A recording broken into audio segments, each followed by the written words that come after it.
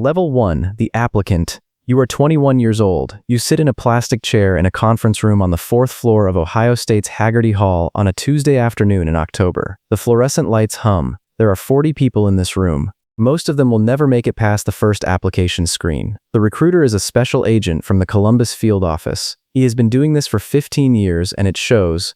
He tells the room that fewer than 3% of applicants who begin the process will raise their right hand at Quantico. You write that in your notebook. You underline it twice. You think you will be in that 3%. You are not yet wrong. You are a criminal justice major with a psychology minor and a 3.4 GPA. You ran cross-country in high school. You have never fired a handgun. You have watched every season of Mindhunter, and you believe sincerely that this has prepared you for something. The recruiter explains the requirements: a 4-year degree minimum, age between 23 and 36 at appointment, a Phase 1 written test covering logic and situational judgment, a Phase 2 structured interview and writing sample, a physical fitness test, 38 sit-ups in 1 minute, 30 push-ups without stopping, a 300-meter sprint in under 52 seconds, a 1.5-mile run in under 13 minutes and 30 seconds, then a polygraph, then a full background investigation going back 10 years. Then a medical exam, then a psychological evaluation. You drive home and write a 5-year plan in a journal. The plan is optimistic and specific and almost entirely wrong about what the job actually is. This is appropriate. You are not supposed to know yet. Level 2, the new agent trainee. You are 24 years old. You spent 2 years as a financial analyst at a mid-size accounting firm in Columbus. You answered every question on the polygraph honestly, including the one about that weekend junior year. You received your appointment letter on a Wednesday morning. You read it 4 times. You drive to Quantico on a Sunday in September. The FBI Academy sits on approximately 500 acres inside Marine Corps Base Quantico in Prince William County, Virginia. You cannot leave the property without permission for the first several weeks. You are one of 48 new agent trainees in Class 2307. You will use that designation for the rest of your career. Training runs 21 weeks.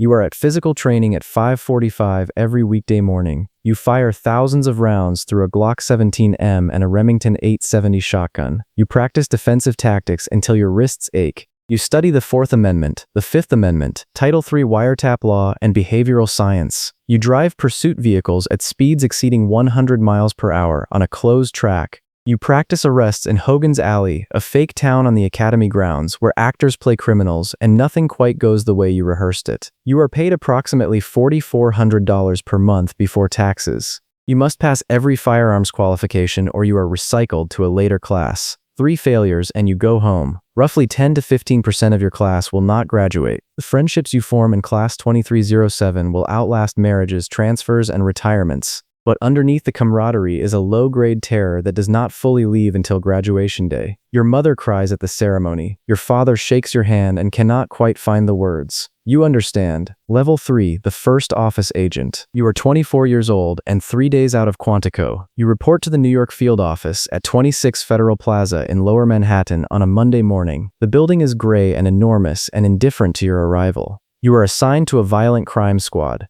Your supervisory special agent is a 15-year veteran who shakes your hand, calls you a good-looking new agent, and then does not speak to you again for 6 weeks except to tell you where to carry boxes. You find an apartment in Hoboken, New Jersey because Manhattan is financially impossible. Your commute is 45 minutes each way. With New York locality pay, you earn approximately $64,000 per year. A 1-bedroom apartment in Hoboken costs $2,000 per month. You do this arithmetic repeatedly. It never improves. The New York division is the largest FBI field office in the world, with approximately 2,000 agents and support staff. It is called simply the office by people who have worked there. You are not yet one of those people. For the first several months, you do not conduct interviews alone. You do not run your own cases. You assist on surveillances that last 8 to 12 hours in cramped vehicles with cold coffee and radio chatter. You process evidence. You retrieve subpoena returns. You learn the numerical case classification codes. A 91 is a bank robbery, a 137 is drug trafficking, a 265 is a terrorism investigation. You are learning a language. The FBI's law enforcement availability pay supplement is 25% of your base salary. With it, your total compensation in New York reaches approximately $80,000 per year. This feels like more than it spends. Your first informant development takes 8 months. The moment a low-level fence agrees to cooperate with you, sitting in a diner in Queens at 2 in the afternoon, his eyes on the door, is the first moment you feel like you are actually doing the job rather than studying for it. Level 4, the field agent. You are 28 years old. You transferred from New York to the Cincinnati field office after a 2-year wait and a formal transfer request.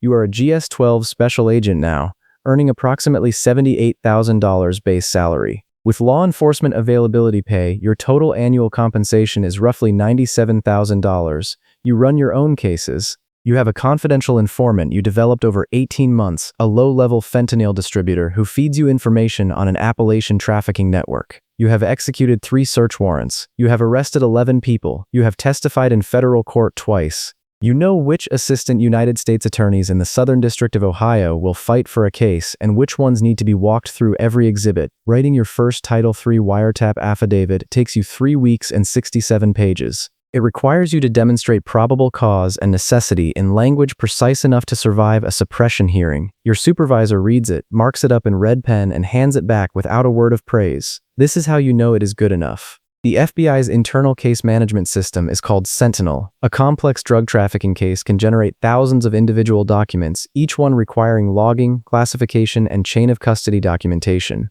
The administrative weight of this job is something no television program has ever depicted accurately. You are also on the evidence response team as a collateral duty. This means you are on call for crime scene processing on top of your regular caseload. You have processed 3 homicide scenes, one of which stays with you in the particular way that certain things do. You are good at this, genuinely, specifically, technically good. You are also tired in a way that sleep does not fully address. You notice this, but you do not examine it closely. Not yet. Level 5, the senior case agent. You are 33 years old. You are a GS-13 special agent, 10 years in. With law enforcement availability pay and Cincinnati locality adjustment, your total annual compensation is approximately $137,000. You are the most experienced agent on your squad. You spent 6 months on a headquarters detail at the J. Edgar Hoover Building in Washington, D.C., assigned to the Counterterrorism Division monitoring overseas threat reporting. You sat at a desk. You attended meetings about meetings. Field agents call headquarters the puzzle factory. You now understand why. You return to Cincinnati with a deeper understanding of the Bureau's institutional architecture and a powerful desire to never go back. You are currently running a healthcare fraud case involving a regional medical network accused of stealing over $40 million from Medicare. The case has been open for 2 years. You have reviewed over 1 million documents. You have not taken a real vacation in 18 months. The FBI's Healthcare Fraud Unit estimates that Medicare and Medicaid fraud costs the federal government between $60 and $100 billion per year. The cases are enormous, unglamorous, and almost entirely invisible to the public. Nobody makes a television series about this. The defendants are not dangerous in the physical sense. They are dangerous in the way that slow, systematic theft at enormous scale is dangerous, which is a different kind of serious. Your squad supervisor has started using you to mentor newer agents. He asks your opinion before making decisions. He does not tell you this is a form of grooming for promotion. You understand it anyway. Then comes the conversation. Your supervisor closes his office door and asks if you have considered putting in for the supervisory special agent examination. You go home that night and sit with the question for a long time. To become a supervisor means leaving the work you are exceptional at. It means taking responsibility for the people doing it instead. Many great agents never make this choice. The ones who do enter a completely different game. You submit your application on a Thursday morning in February. This is the pivot. Everything before this was preparation. Everything after this is leadership, which is not the same thing at all. Level 6, the supervisory special agent. You are 38 years old. You pass the SSA examination, a written application, a structured interview, and a review board, and you have been assigned as the supervisory special agent of the Violent Crime and Major Offenders Squad at the Charlotte Field Office in North Carolina. You manage 12 agents. You earn approximately $145,000 per year at GS-14. Charlotte Field Office covers North and South Carolina. The region carries significant bank robbery activity, historically among the highest per capita rates in the nation, alongside gang investigations and white-collar crime tied to the financial services industry headquartered in Uptown Charlotte. Your squad handles all of it. You have not personally worked an investigation in 8 months. This is the correct arrangement. It does not feel correct. Every time a newer agent makes a decision you would have made differently, you feel the pull to intervene. You override it. Your job is to develop them, not replace them. This discipline is harder than any physical fitness test you have ever taken. You sign off on Title III applications. You approve search warrant affidavits. You attend weekly briefings with the special agent in charge. You interface with the United States Attorney's Office on prosecutorial strategy. You manage performance evaluations, career counseling sessions, and one misconduct investigation that requires you to call the Office of Professional Responsibility and document everything with the care of a surgeon. When a critical incident occurs, a bank robbery with a hostage, a credible terrorism threat phoned into the Douglas International Airport, you are the first management layer activated. You coordinate FBI resources, local law enforcement, and your office's SWAT team simultaneously, while maintaining communication up the chain to the special agent in charge. The first time this happens, you operate on 4 hours of sleep for 31 consecutive hours. You make every correct decision. You do not know this until afterward. Your greatest professional achievement this year is watching one of your newer agents build a complex wire fraud case from scratch. You helped without doing it for them. Nobody outside this building will ever know your name in connection with that case. This is the job now. The special agent in charge calls you into her office on a Friday afternoon. There is an assistant special agent in charge position opening in the Washington field office. She is recommending you. You thank her. You drive home and tell your spouse. You both understand what this means for the next several years of your lives. Level 7, the assistant special agent in charge. You are 43 years old. You are an assistant special agent in charge at the Washington field office, overseeing the criminal division. The Washington field office is the second largest in the bureau. You supervise 5 squads and approximately 60 agents. You are in the senior executive service pipeline. Your annual salary is approximately $172,000 at the GS-15 level. At this altitude, everything is politics, optics, and consequence. A decision you make on a Tuesday afternoon about investigative direction on a public corruption case can appear in a congressional hearing 6 months later. You have learned to document everything and assume that every email you write will eventually be read by someone other than its intended recipient. You brief the special agent in charge daily. You brief congressional oversight staff quarterly. You coordinate with the Department of Justice's Public Integrity section on cases involving elected officials. You have sat across a conference table from 2 sitting senators and explained calmly and precisely why the Bureau cannot share certain investigative details with their staff. You are not nervous. This surprises you when you think about it. The Washington field office's jurisdiction includes federal government corruption, espionage cases involving foreign intelligence services operating in the Capitol, and cybercrime targeting government contractors. On any given morning, you may be managing a counterintelligence matter, a public corruption prosecution, and a ransomware investigation simultaneously. The cognitive architecture required to hold all of this clearly is something you built over 20 years.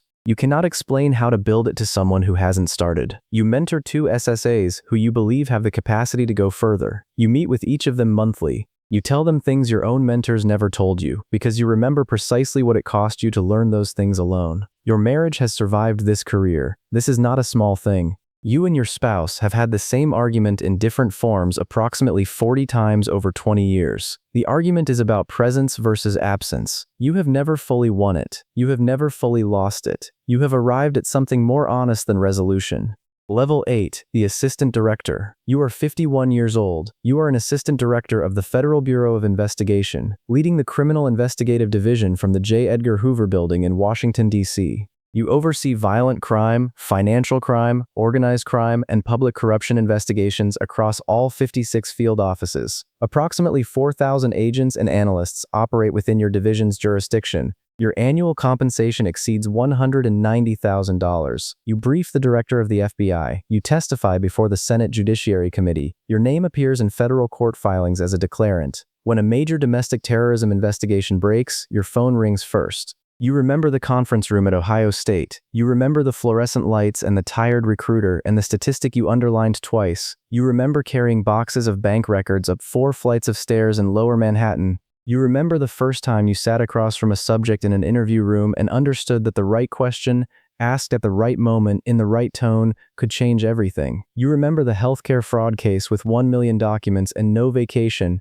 You remember learning to lead without doing, to develop without controlling, to hold enormous institutional power with enough restraint that it remains useful rather than destructive. You know things now that you could not have imagined at 21. You know that the most important skill in federal law enforcement is not marksmanship or legal knowledge or physical courage. It is the capacity to remain precise under conditions that reward imprecision. The Bureau will always offer you the easier version of a decision. The job, the real job, is to find the harder, more accurate one and take it, every time, regardless of what it costs. You know that the gap between the television version of this work and the actual experience of it is not a disappointment, it is the entire point. The reality is more serious, more administrative, more morally weighted, and more consequential than any dramatization. This is what makes it worth the 29 years. You sit in your office on the 4th floor of the Hoover Building on a Wednesday morning in March. Your calendar shows 6 briefings, 2 congressional staff calls, and a video conference with the legal attaché in Rome. On your desk is a personnel file. A new class of special agents graduated from Quantico last Friday. One of them has been assigned to the New York division. She is 24 years old. She has never run her own case. She is carrying boxes somewhere in Lower Manhattan right now, learning the case classification codes, doing the arithmetic on her rent, and believing correctly that she is at the beginning of something she cannot yet fully see. You were her once. The work continues. Hey, if you made it to the end of this video, thank you. These stories take a lot of time to put together, so do me a favor and hit the subscribe button and leave a like. It means a lot. See you in the next one. Bye.